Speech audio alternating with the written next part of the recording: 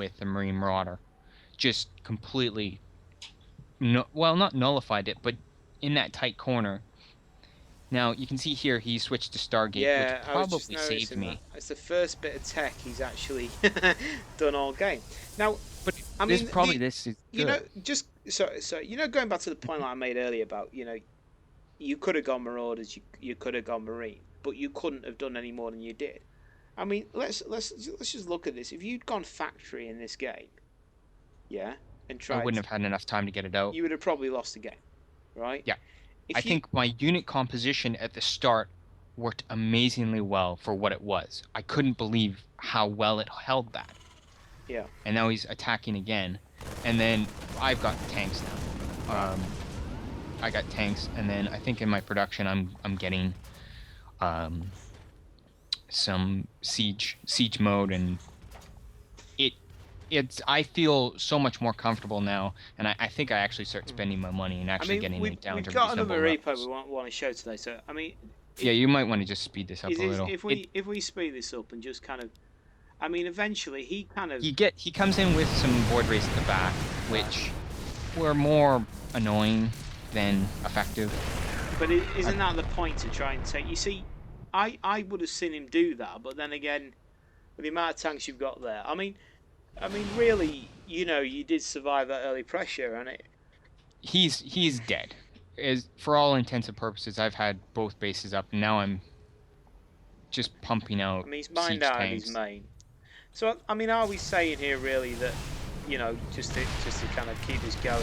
I mean, the siege tank's taken, a few void rays, and really, like Well, you then say, at this it point, once he collapses. sees those, Yeah, it yeah, he collapses. completely collapses, and I can just rush with the Marines Marauders I have. So, I mean, are we? But Oh wait, just go for a couple more minutes, I and can't. I'll show you. Oh, you already quit. Replay's gone. Sorry, Uh, sorry, mate. he ends up just pushing in with his void rays, and with my Marine Marauder and tank mix, you can just see Okay. how that one ended up and just Right now, destroyed everything. this is one that obviously I want to show you. Now I'm going to do this, and I'm hoping StarCraft 2 won't crash when I'm going.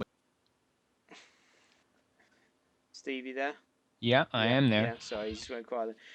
Um, the situation with that, as opposed to this, is obviously we've seen there a game where the 4 gate was causing you massive problems, and I Hmm. think there were certain things that kind of went your way in that game.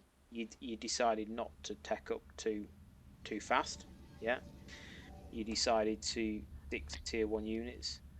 I th Um, I think I could have expanded out front. Well, no, actually, I don't. I could have expanded out front if I would have put oh, it's escaping me right now. If I would have changed my command center into a planetary fortress yeah. and got my planetary fortress up, I think I would have been well, actually, I probably would have been cut off with the sentry mix he had. Now this for me is a replay Mm. I downloaded off a very well known replay site. I'll put it in the comments on YouTube. But what I like about this is this shows another 4 gate push, and it shows another hold. And because I want to give people faith out there, because if you're against this kind of strategy and you lose one game and you lose another and you lose another, you then get to a situation where you start going onto forums, yeah, and you start to kind of, I think, mentally start to think, look, there is no way to combat the 4 gate. Yeah. And what I kind of like about this is I mean, this was prior to patch 1.3 that we're seeing here now, but I don't think this will make much of a difference to this patch. You've seen both players just scout each other out as you would expect early game, nothing really happening. And actually, I'm just going to wind it forward because we want to be focusing on really the 4 gate issue. Um, but there's a bit of progress going on here. Now, interesting enough, Minuteman does a wall in, and I'm not sure whether I'm a big fan of wallings as Protoss really, Um, unless you're going for any major early tech and you're looking for a defensive thing. But just kind of wind it forward, wind it forward, wind it forward. We get to the kind of like, can you just pause it for a sec? yeah. Well, I'll just One sec. put it on normal. No, yeah. You just need to share your screen again. Right. Okay. One sec.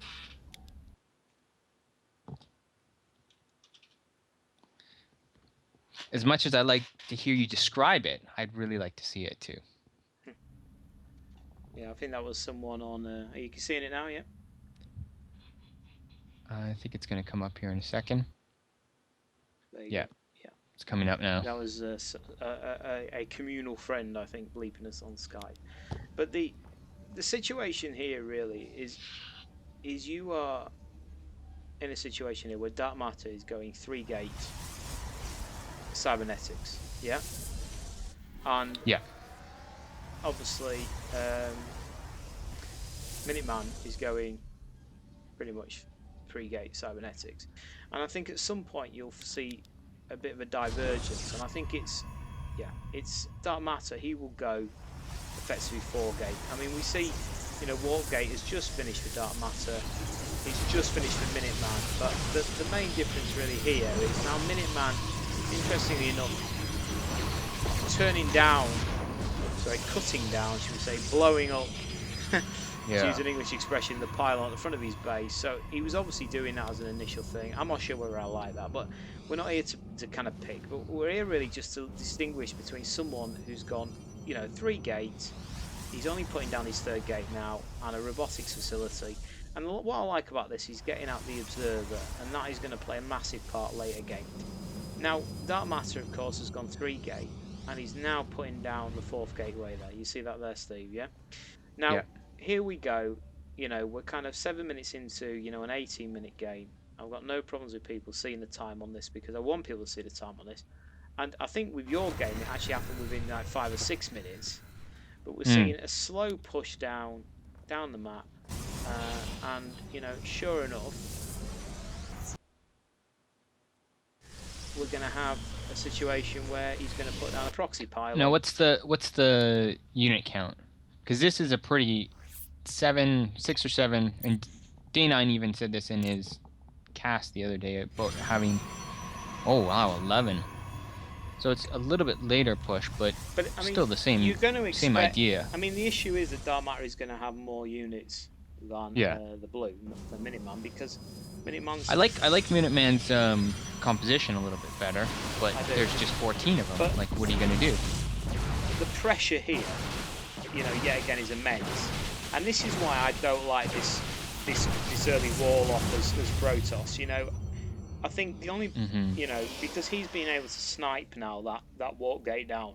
So now Minuteman is under a lot of pressure here. I mean, he's down to 2 warp gates, he's down to a robotics facility, and he's trying to get out Immortals. As many Immortals as he can. He can. Yeah. But yet again, we've got the dreaded proxy pylon. And if anybody's watching this, I think if he could have, he could have put a pylon closer and then warped up Zealots up his ramp too. He could have had a pylon here, couldn't he? Really? I mean, he's put it there behind the brambles to try and disguise it, but he could have put it anywhere. Didn't need to. But I think what I would say at this point is, if you're against this kind of play, you must know if you're against Protoss. It doesn't matter whether you're Zerg, whether you're Terran, whether you're Protoss.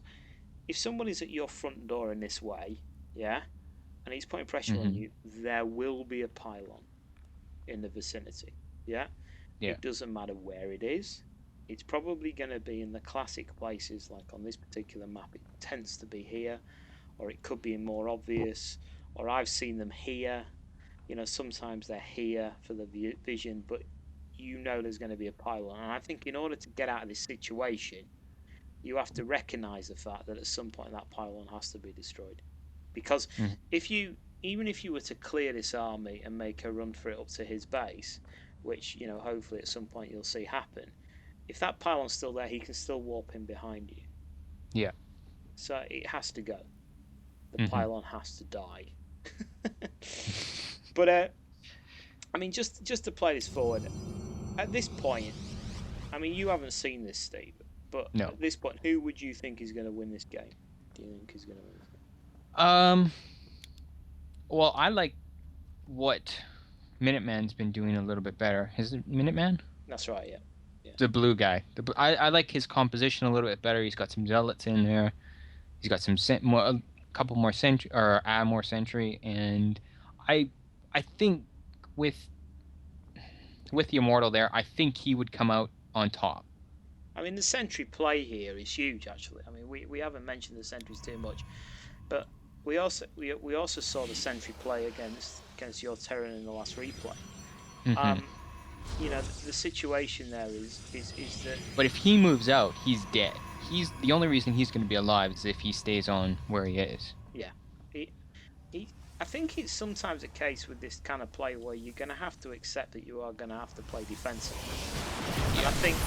And I think when you're playing defensive, you see that sentry. What that's doing there is it's blocking the vision on top of the ramp. He's putting the sentry at the bottom.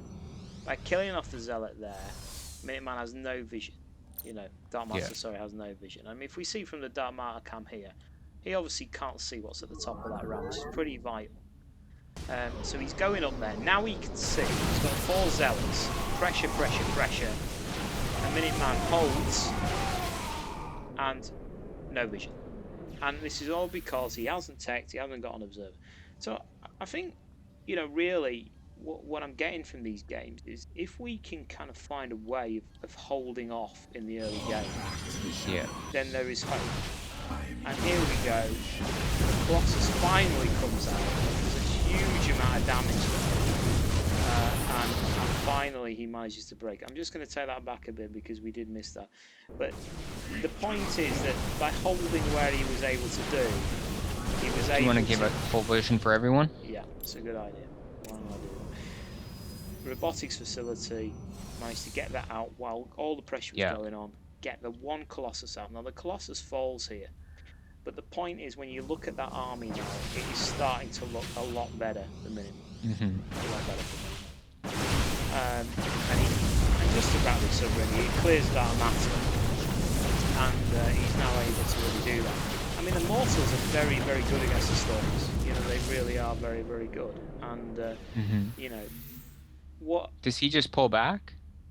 Well, I think what he doesn't see it. What you're seeing here is almost like a Benny Hill kind of because Dark Master's taken one side, but he doesn't see the pylon, and I think that's a huge misstep, that, because you know you need to take that pylon out. You really do. Yeah. But what he does have, of course, is he does have the probe. Do you remember the probe from all that time ago? Yeah. Mr. Probe is sitting there at the expansion, so he knows by pushing, he's not pushing on luck. He's pushing on the fact that he's got the vision to see what he's got. And now what you're seeing here is a bit of tete-a-tete. He's managed to grab an expansion there, not at his natural, and I think that's probably due down to the pressure he's had all game. Now, there's a bit of a standoff here, but, you know, if I was in anybody's shoes now, Minuteman has the better tech and he has the better army. And I think as the game goes on, you're going to see him get out a few Colossus. Eventually, he will break and will take out the second expansion.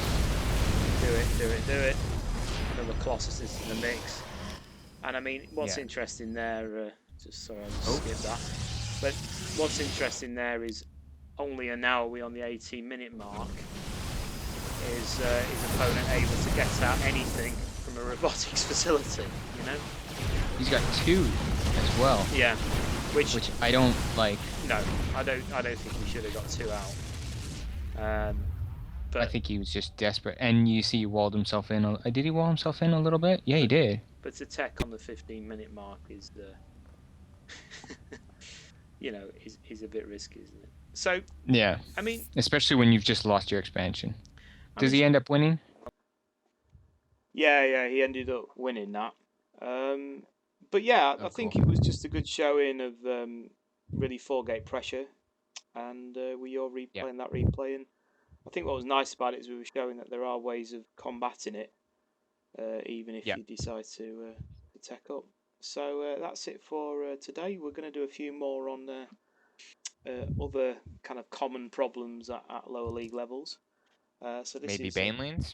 Yeah, Banelings is definitely one of them. I know that's a favourite of yours, Steve, and I think Colossus we're going to do. And so please subscribe to the channel on SC2 UK.